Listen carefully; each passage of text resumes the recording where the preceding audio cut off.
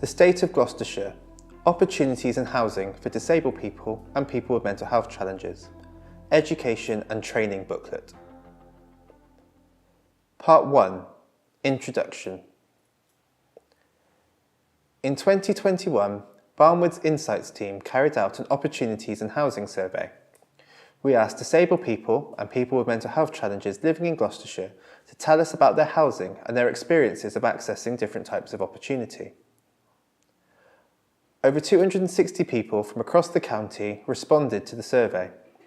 Those who took part in the survey told us they had a range of different impairment types. Looking at population data for Gloucestershire suggests that the proportions of respondents with different impairments broadly mirrors the overall county makeup. However, it should be acknowledged that these research findings may not reflect the experiences of all disabled people and people with mental health challenges in the county. As well as carrying out the survey, we've also looked at the findings of research conducted by a range of other organisations to contextualise the survey responses. In this booklet, we share key findings from our survey and our review of research undertaken by others that are related to education and training. This booklet is one in a series, exploring the findings of this research by theme. Other booklets look at employment, volunteering, housing and leisure activities.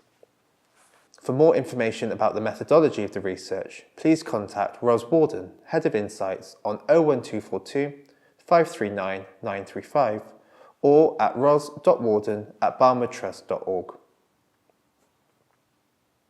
Part 2. What have we learned? Disabled people and people with mental health challenges face numerous barriers to accessing education and training opportunities in Gloucestershire. Less than 1 in 3 people can do the education or training they want to do. 1 in 2 people said that their health made it difficult to take part in education. And 1 in 2 people said that information would make it easier for them to take part in education. Many people said that their health was currently a barrier to undertaking education and training. Confidence, difficulties travelling and expense were also mentioned frequently. A lot of people, however, said that making it easier to find information about education would help them to access these opportunities. Other things that would help included having more choice, the right technology, or more help from a personal assistant, for example. This indicates that if conditions are changed, then these barriers can begin to be addressed. Part 3.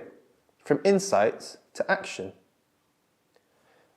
Together, the research findings from the survey and other national data highlight the importance of proactive engagement with disabled people to generate solutions, accessible information provision and greater choice. For education and training, some suggestions for how you might do this are included later. More detailed recommendations can be found at the end of this booklet. Engage. Engage with disabled people to identify what potential applicants may need to know before signing up to an opportunity. Inform. Consider how information is shared with disabled people. Offer in-person and online information sessions.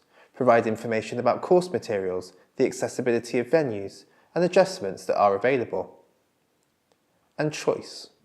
Consider and address some of the barriers around courses or training events, such as the location, the timing, the physical accessibility, digital inclusion, and cost.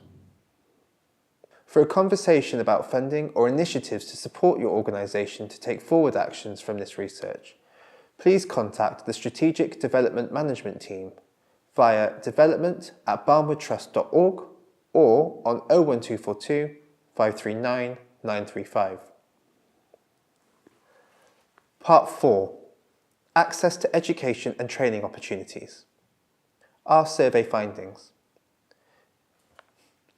In our survey, we asked the respondents if being able to do educational training activities matters to them and if they can do the educational training activities that they want to do. We heard that 59% told us that being able to do education and training activities matters to them. 44% told us they cannot do the educational training activities they want to do. There were variations in the responses given by people with different impairment types. Less than a quarter of the respondents who told us they have an autism spectrum condition or a physical disability agreed that they can do the education or training activities they want to do. 20% of respondents with an autism spectrum condition and 23% of respondents with a physical disability. The comparable figures for other impairment type groups ranged from 28% for people who reported having a mental health challenge to 48% for people who reported having a learning disability. Other findings. National research indicates that disabled people and people with mental health challenges are disadvantaged in their access to learning opportunities. For example, children with special educational needs are consistently more likely to be excluded from school, for fixed periods or permanently, in comparison to children without identified needs. In the 2020-2021 academic year, the rate of suspensions, also called fixed-term exclusions from school, was around 4.5 times higher for children with an education, health and care plan and over 4 times higher for children receiving special educational needs support than those with no identified special educational needs. The rate of permanent exclusions was around 2.5 times higher for children with an education, health and care plan and 5 times higher for children receiving special educational needs support than those with no identified special educational needs. There is evidence of improvements in access to education in some areas. For example, the Higher Educational Statistics Agency found that disabled students represented 15.2% of the higher education student population in the year 2020-21. This was an increase from 12% in 2016-2017. Part 5. Barriers to education and training opportunities. Our survey findings. In our survey, we asked the respondents what, if anything, made it hard for them to do the education or training activities they want to do. We listed barriers that people might experience and asked them if they faced any of these or any other barriers. The 3 most frequently reported barriers were my health, for example, my disability means I need a lot of rest, 49%. I don't feel confident enough, 46%. And it's difficult for me to travel to places, 41%. Other common barriers reported included it's too expensive for me, 37%, I don't know what's available for me, 34%, and I need other people to help me, 23%. Although health was identified as a barrier to taking part in educational training activities, respondents also reported a range of ways in which opportunities could be more accessible and inclusive. This reflects the social model of disability, which describes how people are not disabled by their impairment or health condition, but by barriers in society, for example, inaccessible buildings. Other findings.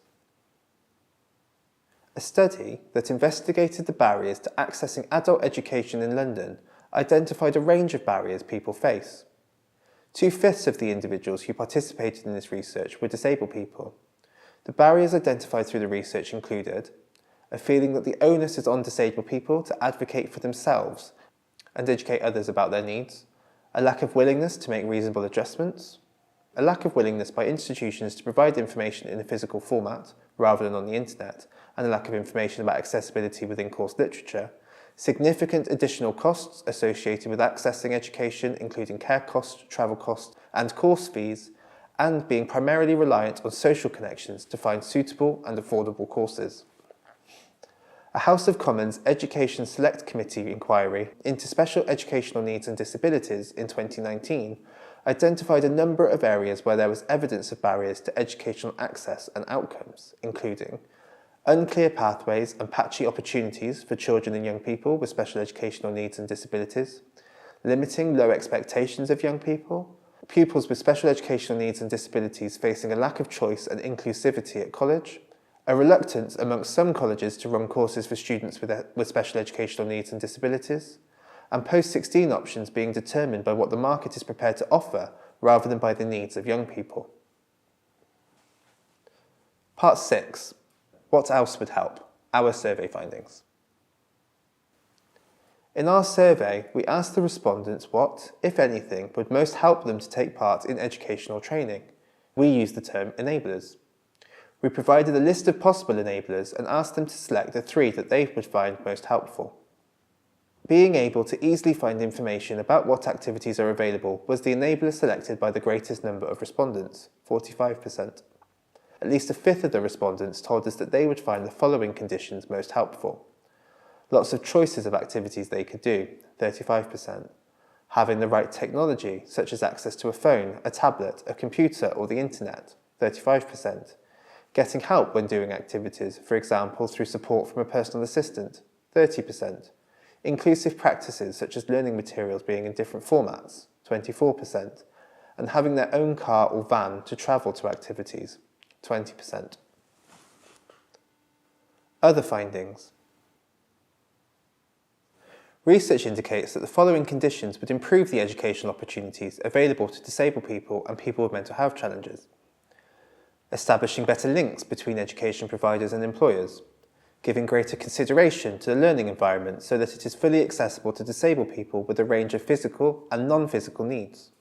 And surrounding disabled people with other disabled people through peer support to increase their capacity to aspire. Part 7.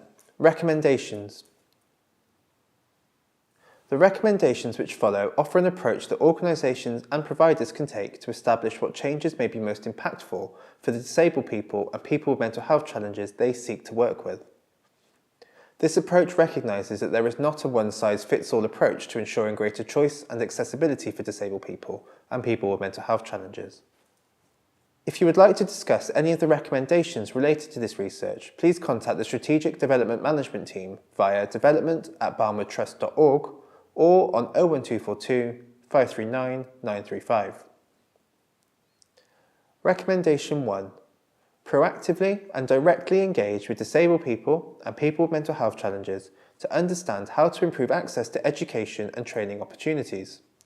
Co-production and co-design can help to ensure that information about these opportunities is fully accessible. Engaging with groups of individuals who experience barriers to accessing meaningful opportunities and getting the support they need is vital to understanding how to address these issues. Working directly with people through co-production and co-design has the potential to generate solutions which encompass individuals' expertise about what would help. For example, taking part in community outreach and networking events can be valuable for training and education providers as a means of engaging with a wide range of groups and individuals. Gathering feedback about how inclusive current practices or opportunities are within staff surveys or learner evaluation forms can be useful in identifying barriers and potential solutions. Direct engagement can also help ensure information that is produced about education and training opportunities is accessible. Incorporating lived experience and new perspectives around what makes communication accessible can help ensure that information reaches everyone. For example, engagement activities may identify additional information it is important to share as part of any communications about an education or training opportunity. For example, this may include not only directions to a venue, but photographs and pictures of the internal layout, including what the room looks like and where to find different facilities within the venue. Undertaking regular engagement may be built into regular review processes and organisational policies to become standard practice. In carrying out this engagement, it is also important to consider creating an environment where people feel safe to share both the challenges they face and the support or conditions that could best meet their needs. Recommendation 2. Provide clear and accessible information about education and training opportunities in a range of formats and via multiple channels, along with the option for in-person contact. Accessible information provision should consider all the useful information that might be provided to enable real choice. Clear and accessible information is essential in ensuring people can take part in opportunities that matter to them. This means providing timely information in a range of formats, from easy read to audio, large print and braille, across a variety of media, print and digital. For example, education and training providers may look to expand the range of accessible formats and type of information about all aspects of a course. This may include marketing materials, application forms, and course materials themselves. Clear information provision isn't simply about making written communications accessible. Having staff members available to answer questions and plan with someone around individual preferences and access requirements can make a huge difference to a person's experiences and be invaluable. For example, education and training providers may want to routinely offer course participants the option to meet with a course provider or trainer, including visiting the venue itself to discuss any access requirements. This can ensure that individuals have the option to chat through any questions or concerns that they feel supported them from the start and can build confidence to participate. Engaging with individuals in this way can help create the conditions that make an opportunity accessible for an individual. Recommendation 3. Take proactive steps to ensure real choice is available and accessible to disabled people and people with mental health challenges about education and training opportunities. Choice is more than just a greater range of options. It's about making sure that what's currently on offer is accessible to everyone. Proactive steps to increase choice and variety through better engagement might include looking at current practices and support and thinking about and discussing factors where choice could currently be hindered. For example, education and training providers may want to keep in mind that individuals may have experienced previous barriers to education and training, which can lead to barriers to accessing current opportunities. It may be important to consider flexibility and what is essential in relation to previous education or qualification requirements in order to access current education and training. Current available options might themselves be limiting choice. The conditions and context around an opportunity, such as the education and training environment, facilities within a premises, and accessibility of transport and parking, are just as important as the variety of activities on offer. For example, education and training providers may want to review where and how to create extra flexibility within and across different courses.